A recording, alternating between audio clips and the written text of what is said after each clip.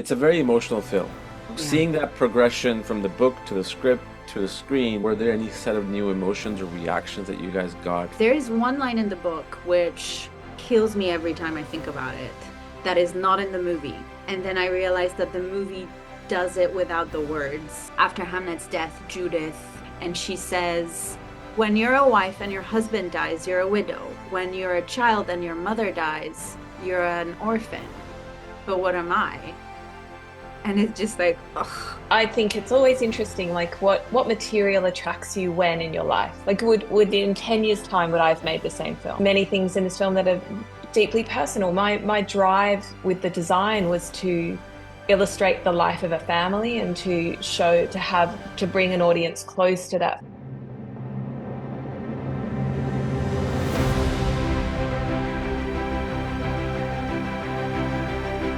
Welcome back, everyone, to another episode of Kingdom of Dreams podcast, The Making of Stories. I'm your host, Jawad Mir. Today, my guests are production designer Fiona Crombie and Malgosia Turzanska, who is a costume designer on Hamnet. Hamnet is based on a fiction book, and the film is directed by Chloe Zhao and produced by Sam Mendes and Steven Spielberg. Despite being a family drama, I still was convinced to watch this in the movie theaters, and boy, what a great decision that was. The film is full of emotions, full of poetic imagery. It has beautiful cinematography, set designs, costumes, and everything else around, especially the performances are groundbreaking. So without further ado, here's my conversation with Fiona and Miglosia for Hamnet. Well, thank you so much, guys, for joining. I appreciate it. I had the pleasure of watching Hamnet last night. I went to see it and I really, really liked it. It was a very well crafted film. The Hmm. performances, and especially, the colors and the costumes and the designs and the sets and everything, which was there, not very much so in your face, but they all had a purpose. And I really enjoyed, not necessarily enjoyed, but you know what I mean. Like it was a really well done film from every set of angles. So thank you so much for being part of an important film. Thank Thank you. Let's get started on how you guys got onto the project. We know it's based on a book, and I've seen some behind the scenes stuff on Spielberg and talking about it and how he got Chloe involved and everything. But how did you guys get involved on this amazing project? I'm gonna jump in because I was there first. Okay. I I went to school with Chloe actually. We were in the same school but different programs, and I didn't really know her at school, but we kind of crossed paths. And I almost designed her first movie, and then it never came to be. So when I heard about this one, I reached out to a common friend of ours, Molly Asher, and begged her to throw my name into the hat. And then did a lookbook and forwarded it to Chloe, and she responded to it. And that was the start for me. Fantastic. Yeah, well, and I was the last one, I think, the last HOD. So I think when I came on board, there was Malgosia and Lukash. And for me, it was it was the classic. It came through my agent. I read it. I had a meeting. I did a lookbook as well, and I did a meeting, and that's just it was pretty much by the book. Yeah. But Amazing. the And interesting thing is that when we started, Chloe shared our respective lookbooks, those like very initial raw emotional responses to the material. She shared them with all of us, so we could see like how each of us was responding to it, and we had a very it was very obvious straight away that we had a very similar way of looking at it and kind of we're on the same playing field, which was really beautiful to see. Yeah, yeah, absolutely. We had some of the same images in our completely independently, having never met each other. We had put in several of the same images that had absolutely nothing to do with oh anything, wow. like Yeah. random. There was a bloodshot eyeball. We should look at them and work out what the other ones were because there were a few. Yeah, And so I exactly. think obviously Chloe, I don't even know if she noticed that necessarily, but she could just see that we were starting at the same place. We had the same sort of sensibility and approach to the material, Yeah. just based on these initial impulses. Yeah. Yeah, and it was very much like from here rather than like a Yeah. cerebral take on Yeah. it. So that Yeah. was it felt great to start. Like it was like, oh yeah, this we're ready to start Yeah. this collaboration. Yeah. That's awesome. One of the things that I noticed, and it could be just one of those things that you overlook into things, the color palettes for me, the three that stood out the most in costume and set designing. Well, one of them not really a set design, it's more like a natural thing, like obviously the trees, the green, and Mm. the branches, the brown, the houses brown, and her outfit being reddish orange. And that, if that is the right color, I'm pretty bad with colors, so I apologize if I'm getting it wrong. That those three things really spoke to me in a visual way of where the story is and was, like from the beginning to end. Was there any intention behind that contrast between, especially her outfit, as well as the set, the homes that they were living in at the time? Yeah. I mean, I think the thing is that with this film, I would say there's nothing that isn't intentional, that didn't come from a lot of thought and conversation. And in the case, I think the thing about the film is it's actually really concise. We Mhm. don't, and so in terms of the palette, again, it's like it's concise. There's not a lot of colors. Yeah. And we have a lot of repetition of color. And then when it disappears, you notice it. So there's these things that are very, um, I'm going to say spare, but it's actually because I think there's almost like this quality of like finding the essential Yeah. in the way that the film, in every level, like I'm talking, I think the coverage, the way that the film is shot, or the cinematography, I think the way that the costume design, it's like it's almost like a distillation actually. And so I think so it was very obviously Malgosia and I spent a lot of time talking and our teams spent a lot of time talking and we shared samples and we were very aware of we did camera tests, so we were very aware of what will be the impact of this color in this environment. And for me it was a lot about dark and light, so I had light walls, dark beams. How is that going to play with the family and with all the different characters. So it was, I think there was a real kind of process of calibration throughout the whole thing. Yeah. And also, you did mention the woods, and I just want to emphasize that the woods, obviously, the woods were there as the woods, but the woods were dressed. Oh This yeah. was, yes, this was not as it was found. It was very much a designed stage. And so, it was very much absolutely what Fiona said, but also whenever we see those characters, it's who's standing out from the background and who's blending in. Mm. Um, and when we see Anya's, she is in a kind of beautiful way, both a product of the woods, but also so vibrant that when Paul sees her, she is just the most vibrant thing in that world. And also when she comes to his house, when we see her sitting there, when she comes to announce that she's pregnant, she is, this house has never seen that that vibrancy.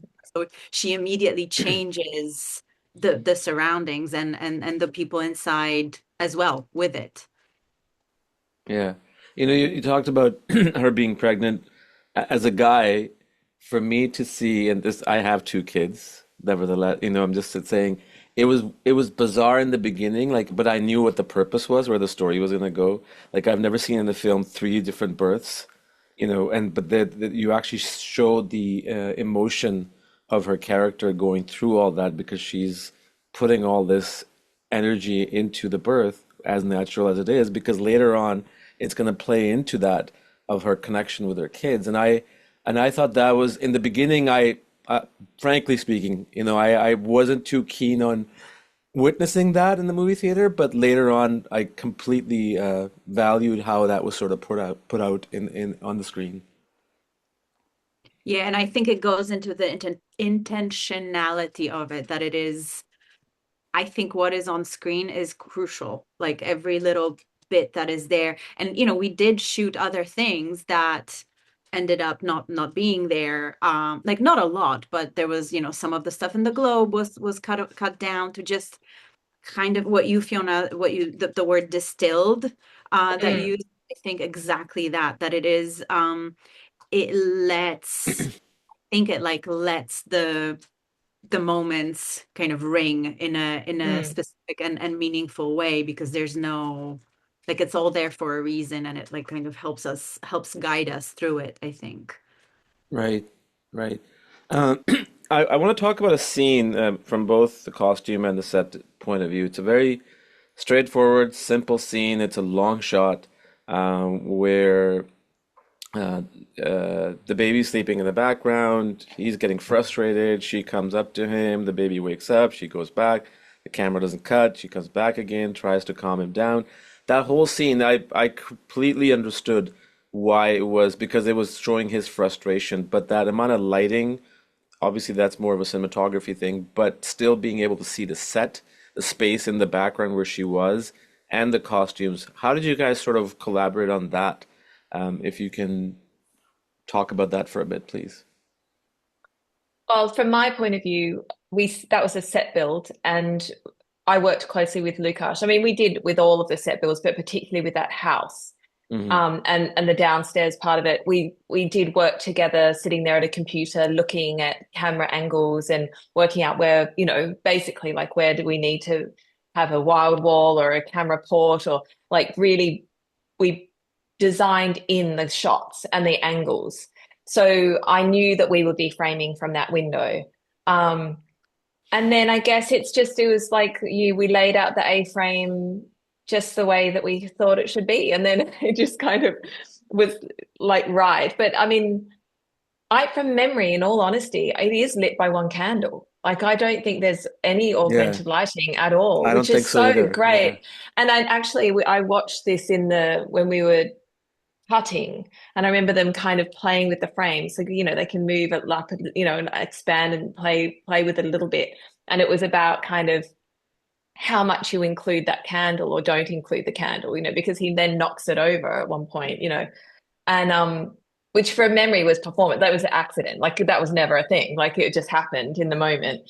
Um, but my memory is that that was just the one candle. Yeah. But it's, the thing is, in a way, it's like a stage. It's like a It- proscenium. Like, we're watching, So and so many times in the film. I mean, it's kind of interesting because in many ways I see the camera, and I've never discussed this with Lukash or Chloe, so I'm just saying what I think. The camera, like, to me, sometimes is the point of view of death, looking, that's sometimes what it is, and then sometimes you're an audience to a proscenium. So it's kind of an interesting, and sometimes you're right up in everyone's face as well. So it's like it goes from this kind of sort of, I guess, presentational, not presentation, that's the wrong word, but and to extreme intimacy. So observed to intimacy in a kind of interesting way. right. Yeah.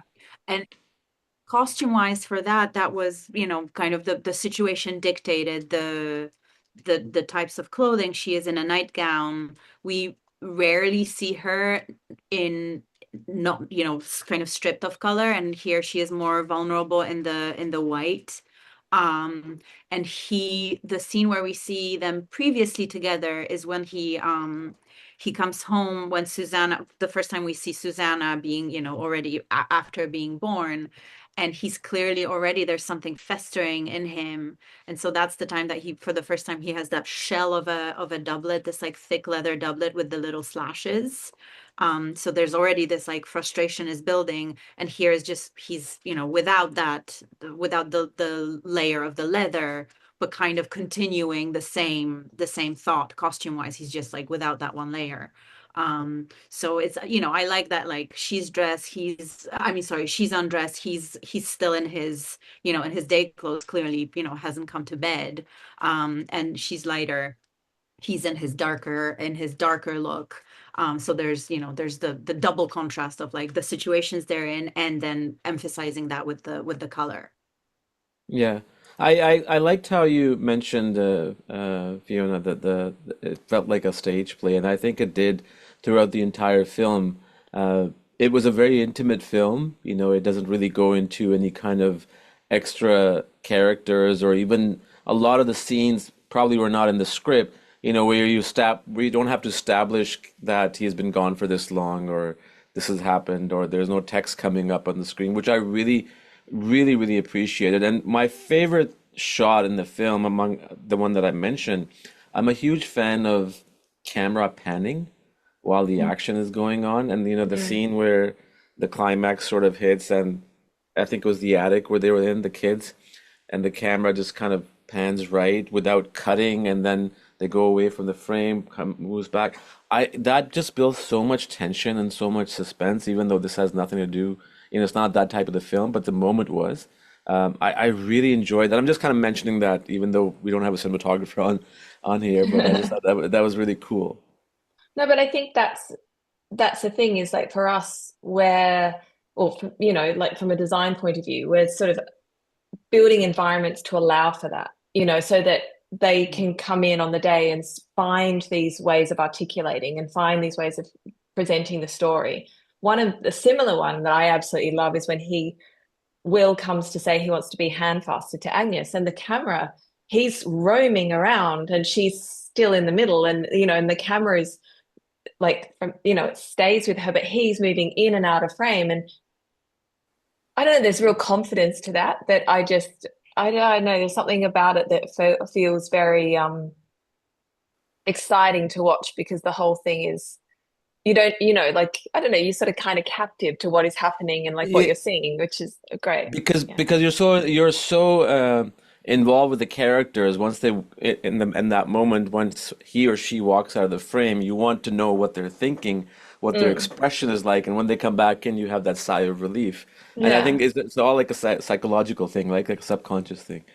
Yeah. And I think it all plays into this thing of like this is a period film, but it has a I don't know, a distinct personality, I think, like a quality that comes Yeah. from Chloe and from just the sort of the team and the performances and the kind of an energy that is its own entity, really. It was this period of discovery. Like we didn't what was on the page to what we've made, I think, was a process of through the pre-production, a collective discovery to find the language of the film. And the script did shift and we did make discoveries that wound up in the film. Um, and so, yeah, and the cinematography is definitely part of that. Yeah. Yeah. I Uh, remember what happened, after during prep when we were discussing things and you guys were scouting, and then when we had the first camera test or the camera test with the actors already with parts of the set and everything together, and Łukasz came to my office afterwards and just like couldn't shut up. He was so excited suddenly, like he saw the things that we were Yeah. seeing Yeah. kind of like Yeah. day to day. He suddenly saw it like through the lens, and it was he just was so happy. It was so I will treasure that because he just like I was like okay, like we needed to move on and go and do something. It's just like and this and that, it was amazing. that's awesome. You mentioned that there were some changes in the script from the, sorry, not in the script, or I think you said that the script was the way it was, and then while you guys were filming, things got changed. Do you know what those were in respect to the costume and in respect to the set? Well, there was all it would happen organically throughout till the very end of the movie. It was like constant. Mm, Chloe was and I think all of us through her, but she was the engine of it. She was so connected to the story that the script was not more important than the story. The script was like just mm, kind of a vessel for it, but the story was the liquid inside it, and it kept like changing. And so she kept we would get these voice memos in the morning. She would send them to Fiona, Nicole, our hair and makeup designer, and me. And she would just be like, I was thinking. And then there was this like whole new branch of thought coming mm. out But there would of be like a pause. Like there'd be this, I was thinking, and you'd be thinking, what? What? Like, what's coming? And then there'd be she needs a bowl of eggs. Like from my yeah, point of view, she needs a bowl of eggs. And you'd be like, okay, I can do that. I can do a bowl of yeah. eggs. You know, yeah. But it was really amazing because the first time it happened, I remember that I was like telling my team about it, that it was I don't remember what the first one was, Mm. but it was, it was some sort of a change. It was not super significant, but it was something. And so I was talking to the team and they were like, oh, what is this going to be? Is this like how it's going to be every day? And then very quickly, we all realized that she was always right. She was so instinctually connected to it that she was constantly learning what was the most important thing, and what was more important than and a new thought that suddenly was explaining things that, we would take multiple things to explain, and suddenly she was doing it in one thing. Um, and it was always right, and it was always, you had to like rally and make things happen, like the kids dressing up as witches, for example, which honestly, it's one of my favorite scenes, and I cannot imagine the movie without it, because Mm. it's both levity and shows the family dynamic and its Right. creativity and just everything. And it was like a last minute addition, and it's so fantastic. Amazing. It's based on a book, so you guys obviously had read a book, and then the script, and then you had seen the movie. It's a very emotional film, right? Mm. Yeah. Seeing that progression from the book to the script to the screen were I'm assuming the emotions were always there, but were there any set of new emotions or reactions that you guys got from, and aside from seeing your work, as proud as you should be, just from this level of like the storytelling and the film itself as an audience member?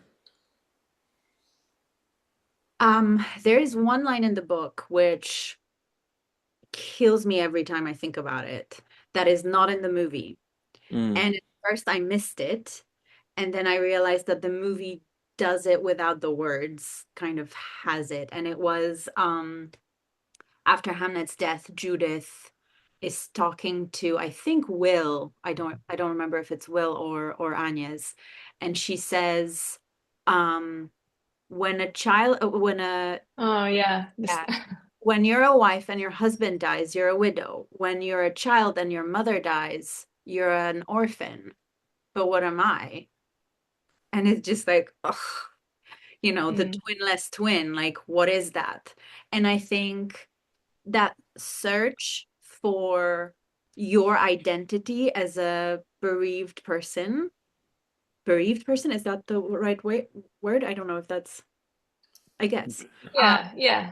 the search of an identity in loss is what this movie is, and I think that's the one sentence that is like, like we've like dug into those feelings and came up with a visual explanation of this. To me, that's what it feels like. um and I'm deeply, deeply connected to it emotionally. I've seen it now a number of times, and it works every single time. I still get the journey, and like ultimately it is about the the healing power of art. It is about like what we all do as filmmakers and as audience members who are like receptive to this pain and like reconstruction. Oh, sorry, I'm rambling a little bit. No, no, no, but no, I you're think that's you're fine. right. Yeah. No, but I feel exactly the same way. And I feel like I think it's always interesting, like what material attracts you when in your life? Like would in 10 years' time, would I have made the same film? Would I have wanted to articulate the same things that I felt at that time? Would Chloe, would any of us? But this found us all at a time. And and then there's many things in this film that are deeply personal. My drive with the design was to illustrate the life of a family and to bring an audience close to that family and to give it a real, immersive and like, I don't know, a real sense of connection for the audience, because I think that it's about, love and there are all these things, but it's also about grief and it's about loss. And I think weirdly through working on the film, we were also, or a lot of us were working through things that were happening in our lives. And so it was, it's really deeply personal. When I put my lookbook together, I used to not be able to get through it without crying. Like this was before I'd even started. Like there was something about this film that was, it's so powerful, even just on the page. And so now to see it in the cinema, and it's yeah, it held it the whole way. Yeah. It did, and the whole thing about and Steven Spielberg has been talking about this too, that it needs to be watched in the theater. And Mm, and not just because you want to promote the idea of theater, which is great, but at the same time, I after a long time, and I do go to theaters a lot, but after a long time, I saw a proper drama film that mm, didn't, I saw one battle after another, which was very action oriented, but this was like very, very, like low key, small film, if you want to call it, kind of like mm, the Miramax days, intimate, right? And it just, and I was, when I went to see it with my wife last night, the theater was packed. mm, And you would not, I mean, you heard like after certain scenes, like the nose sniffing, the mm. tears wiping off. And it really is a theater movie, not because you should go see in theater and, make it the film money, but just it's an experience of being involved with these characters is amazing. It's absolutely But I amazing. and I think it's about the collective, sharing of an experience, Yeah. and that's the thing I remember. I mean, it's so funny, like, like Malgosia was saying, you watch the film and you sort of, even now, even having made the film, I see things that I remember doing on the day and remember talking about, and then I think, oh, now it's more powerful for this, or, I've just recognized this. But on the first time I saw it actually with an audience, I realized, oh, it's a mirror. Like here we have an audience watching the play, and I am the camera, and I am behind that, and I'm watching an audience. Like you sort of, the mirroring was incredible and incredibly powerful. Yeah. You guys talked about, and you don't have to answer this, I don't like to get into personal stuff, but since you mentioned there's certain things in life that comes back to you when you see something like this. Um, we all have lost someone, right? Mm. In one way or another. Is that something you guys, if there's a moment that you want to share, you're comfortable with, that kind of brought back that part of your life where you may have lost someone, whoever that may be? I think it just helped process, like helped to teach me personally that there's no right way of grieving, that there's Hmm. no that everyone, it's a personal journey for everyone, and it's there's I'm gonna go totally sideways, but there was an incredible installation or performance called the God damn it. Not Architecture of Loss, something of Loss, by Terrence Simon. And it was showing different cultures who have the criers as a job, a person whose job it is to go to a funeral and cry. And she collected people from all over the world who were doing these jobs. They still are a thing right now. And it was stunning to see how different it is, but also how primal and how human, but also all the different ways of processing grief, and suddenly being here on doing this movie and like seeing two characters that I personally identify with both. I feel like, that is, they are these archetypal, that they're a yin and a yang, and we all have, especially as artists, I think we have those two pieces in us.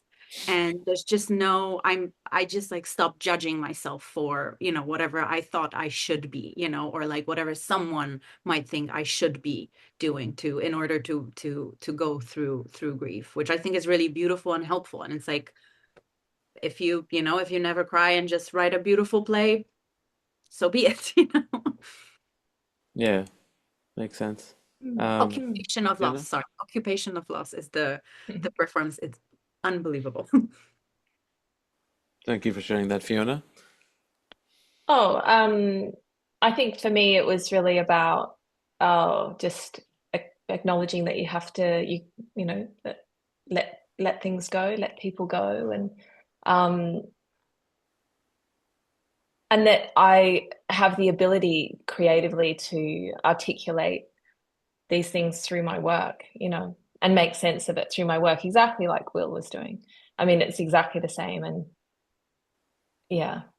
That's all Right. I No, can no, say makes about sense. that. No, no, it's all good.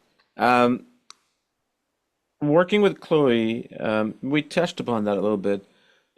If you can give me an example, of just how she is as a director, and she co-wrote the film too, and I think the author co-wrote the film too, if I'm not Mhm. mistaken, right? Yeah. And how she is to work with as a director, not necessarily comparison to what you have done with other directors, but how is she unique in terms of who she is as a director and a storyteller? I think she is just unique. She is just absolutely singular.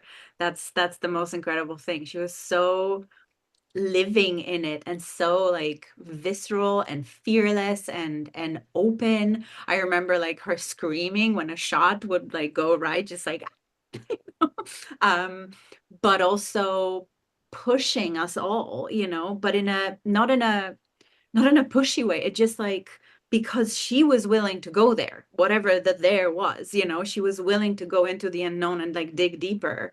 I think we were all doing that. It was just absolutely singular. Yeah, and I Mm, think what I really enjoyed was being invited to be a real participant, like all of I think about it as, an invitation to operate. Like we had to have our eyes open. We were all finding things. We are all finding, whether it was an image or an idea, all of it was a really collective experience. And then she would take it and articulate it, and it would suddenly arrive in the script or like in a sort of an amendment or something, and it felt like a really, I don't know, like a kind of a sense of a community. I mean, I'm not making any sense, yeah. but No, no, I you're guess fine. You're fine. I think that was quite unique. It was really genuinely about discovery from the beginning to the end, and I think finding just going deeper and deeper. And so this is the thing I think about when I think about the way that the film is. It's like it's it's very precise in many ways, and but because it's, I don't know, we just went deeper and deeper and deeper with ideas and found the absolute core and the core articulation again and again and again. And I think that's a really interesting thing that when I look at the film, I think it's kind of obviously hugely emotionally complex and has enormous depth, but actually it's articulation. I think about the Globe Theatre stage. It's just a forest cloth. It's so simple in its articulation. It's not even, I mean, it's graphic as well, and with a simple black door.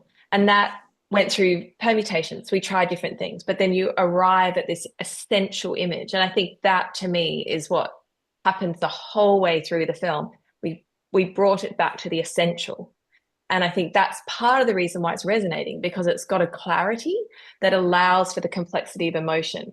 But visually, it has a kind of, I don't know, like it's a frame really to allow for it's like the humanity of the characters and, that they're, Yeah. yeah. I mean, I have so many things to say, but I'll just talk about a couple of things, and they're all over the place, so forgive me. Okay. The way the film sort of ends, I'm not going to talk about it, but the last scene, when she's watching this thing unfold, and I'm in my head saying, okay, I hope I see what I want to see, right? Like the last frame, basically. And then when you see that, I'm literally like so happy, right? And then and even though there's so much emotions going on, like I'm looking at it from a standpoint of cinematic, Mm, and also the emotion. And then when that walk happens, I was just, delighted to see, okay, now I found my piece as an audience member. mm, mm, And I yeah. thought that was masterfully done. And you talked about one thing you guys talked about that would you guys be doing this film 10 years ago or 10 years from now, right? Mm, A lot of us remember as audience member films not because they were fantastic, which could be partially the reason. A lot of us remember really terrible films too, and we associate ourselves with it because we are in certain moment in our life that somehow connects to that, however the mm. film is. What would that be moment that you guys think that you may have been at the stage when you guys started working on this film that resonated with you? Is it something like not necessarily you may have lost someone, but let's face it, our parents are getting old, you know. Is it that? Is it something else that may have connected you guys?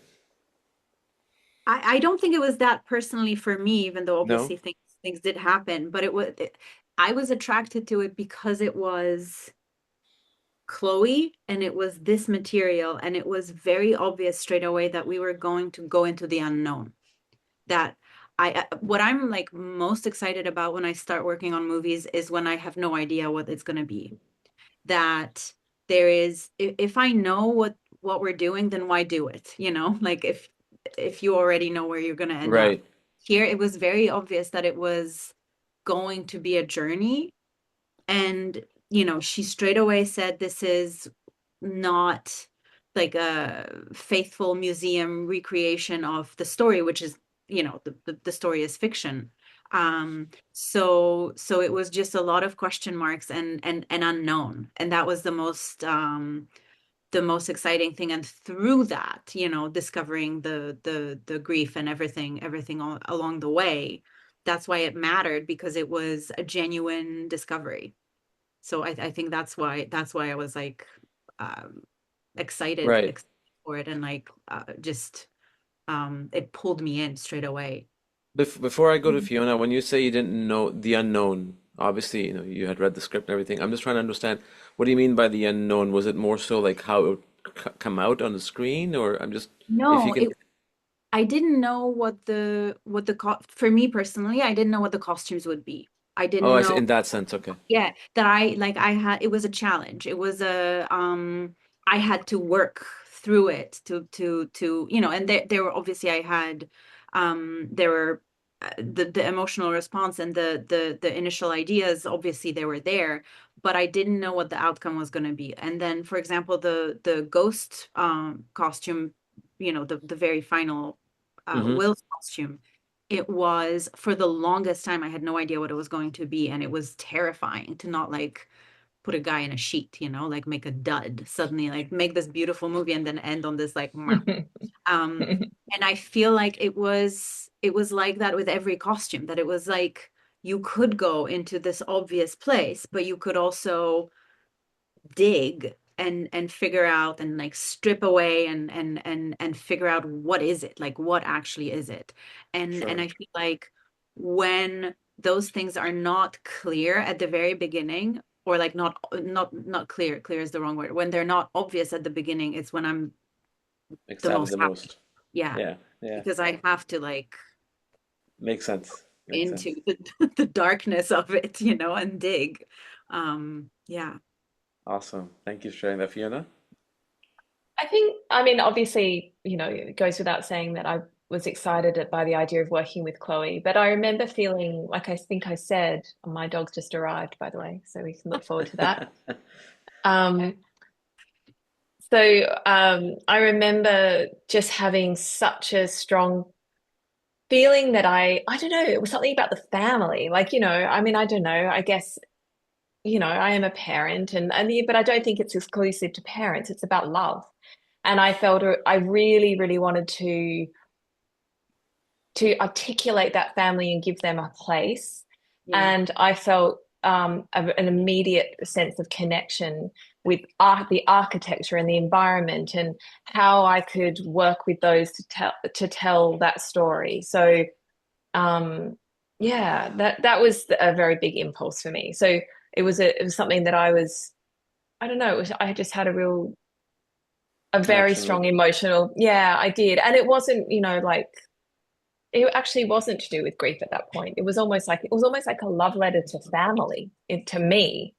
And I Mm, and that was where I was coming from at the time, because I remember Paul coming into my office and saying to me, "But where's the love story?" And Wow. he meant between Agnes and Will. And I was like, "Oh yeah, but it's the kids." And I was like, "Oh, that's saying something about me." you know. And like, we're missing a beat here. And yeah. Yes. yeah. No, that makes sense. And you know, working on any film, you come across different challenges, whether it's, you know, cinematography, set design, or production design, or costume, or to have whatever that is.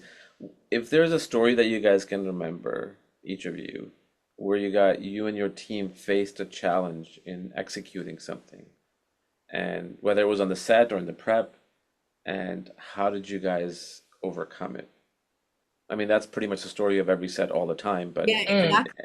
anything significant that you can remember?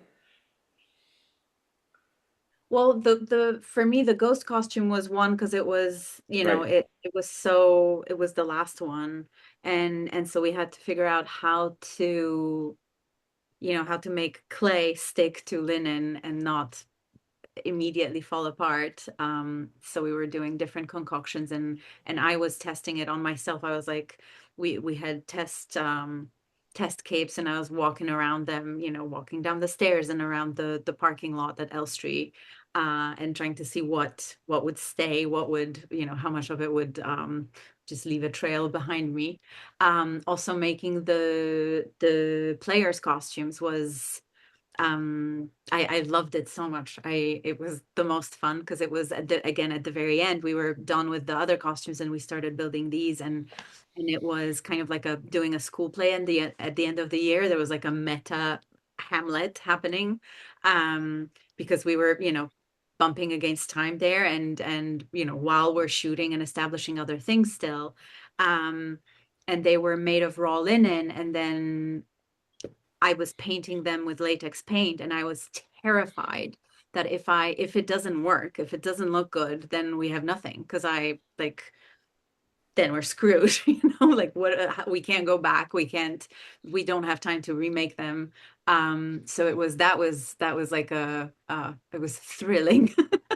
And I'm very happy that it did work, but that was just like the at the very end, the like final huzzah. um but honestly my team was so fantastic, and everyone was there for the right reasons. Everyone read the script, like connected with the story deeply, and we were just on the same page constantly. So of course there were moments that, like, this fabric is no longer available. Something, the first bodice that Jessie wears is made of bark cloth, so it is literally a tree fiber. And so Mm. she was moving, and she's very visceral and raw and like physical, and so it would start, like the fibers would start coming apart, so we had to, every day just fix it a little bit to make sure that it stayed. But I don't think there was like a challenge that was like or at least maybe that's me being like in general a positive positively person with a positive lookout. Maybe I don't remember the like the moments of despair, and maybe that's how I go on like movies, that I forget the really really bad ones. But I don't think there were like I think it was just like challenges that are overcomable. Mm. Got it. Fiona? Oh, well, for us, the biggest challenge was that we decided to build the house, the Henley Street house, very late. Like, so I think we ended up with 9 weeks to build the house on the back lot at Elstree. But at the same time, we were building the Globe, and we were obviously building the attic and the London attic. And so and while we were building that, we were shooting on the border of Wales and England. So we've got sets that have to be watched there, and then a 4-hour drive. So it became this incredibly complicated process of trying to keep a handle on the most important set of the film, like the heart of the film. It's not the most important set, but the heart, which is this family house, whilst actually being in Wales. Like, so trying to work out how to do it. So then for me personally, it was just like back and forth and back and forth. And there were lots of Sundays, and it was like I would go to the back lot, and it was like an ant farm. There were just people crawling, like everywhere you turn, there were just people everywhere, just working around the clock, building all of these sets at the same time. And I just needed to make it feel like it was like centuries old and deeply important, and had a history and a life and a story, and yet it was a bunch of plywood and like, but we did have one weekend, which I only got told this recently, where the whole plastering team from Jurassic World came to the studio and worked on the Hamnet house for a Oh, favor. really? Yeah. And that's how it happened, because, we're plastering, and it's all fake beams mixed in with real beams, but you have to do all this work to tie it all together. And it was incredibly detailed work.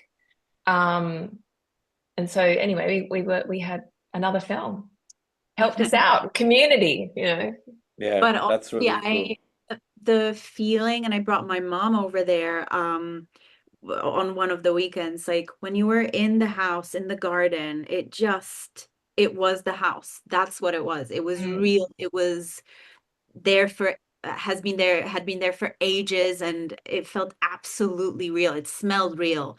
And then you mm. step outside and there's a Tesco, it Yeah. was just like what is happening? My mom just like could not believe it was just so beautiful. Yeah. That is so cool.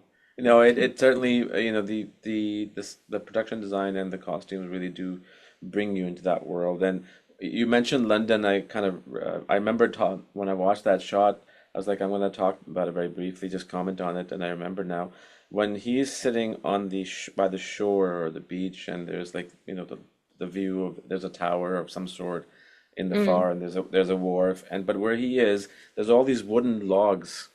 mm. um, uh, I don't know what the purpose of them was, but whatever, or they were just there.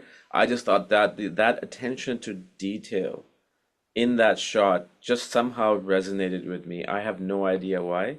And I remember telling myself that I have to make a comment about that, that was really well done. Even if it was just there out of nowhere. Well, it was very deliberately there because you I'm can only sure. see that. No, but also like the logistics, that's the real temps. And so you can shoot that like once a year or something. It's like our moon at our tide at our time on a certain day. Like it is, I mean, even we none of us like exactly knew what, I mean, we knew what would be there, but it was never that low. When we were scouting, we were always scouting and there was water, or you'd get a little glimpse of it because you were literally waiting for a moon for that shot. And yeah, it was very, very planned. Like that was actually the whole schedule was based on that shot and that moon. Oh, really? Oh, wow. Yeah, yeah, Yeah, that's awesome. Yeah, that's awesome. Um, what's cooking up next for you guys? Is there a project that you're working on that you're able to talk about, or is it all NDAs? I I'm well, Paul NDA'd. answered, I have nothing, so so Hey. Yeah, I know. I'm heavily NDA'd, and I only found out how heavily NDA'd I am the other day when someone told me that a lawyer should have looked at it, and I was like, okay, I won't talk about so it's anything. exciting. Yeah, I yeah, find that's the most difficult part of people in the film world. Our job is that when you can't talk about something that you're working on for so long until it's officially announced. I know you get used to it after a while, but if there's something that you're really excited about, obviously you want to share it with somebody, right? And but it is the way it yeah, is. yeah. But I have a lot of people in my life who cannot keep a secret, so it is actually quite safe. Like it's bizarre how often my husband tells people, he'll be like, "Well, it's blah blah blah blah," and I'm just like, "What are you doing?" So I've learned not to. No. I don't even, I'm the same way. I don't even think if it has anything to do with the fact that people can't keep secret. People just have a way of talking, right? And they can just Yeah. bring it up. So I just like, okay, if Yeah. it stays with me, it stays with me, and that's it. There's no way out of it. Yeah, but then the irony is how often I think there's a massive secret and then somebody says who? And you think, oh, well, what was the worry? Like, what does it matter anyway? Yeah. Awesome. Well, I will say one thing, guys. When I went to see One Battle After Another, after a long time, I loved a film in a movie theater Mm. that wasn't like, dinosaurs or, action packed. And I said to everybody that said this film is sweeping the Oscars, it's like gonna do everything. But after watching Hamnet, I think there's gonna be a very, very tight call. I think Mm. one or the other is gonna win at least the major category, and obviously others, costume and production design. But it's a marvelous film, truly deserving of many, many awards and accolades and everything, and marvelous work on both of you guys. Thank you. Thank you Thank you. very much. Thank you. And thank you for watching it in the theater. Yes. do think it comes, like does add to the experience very much. Yeah. Yeah. It does, and unfortunately, we live in a time now where time is limited, so you have to really find time to watch something really great. And when you do it, you're like, okay, good, Yeah. I made the best use of my Worth it. time. Yeah. Yeah, So it's true. thank you so much, ladies. I appreciate your time. Thank you you. for having us. Okay. Sunday. Take care. Bye. Bye bye. Bye.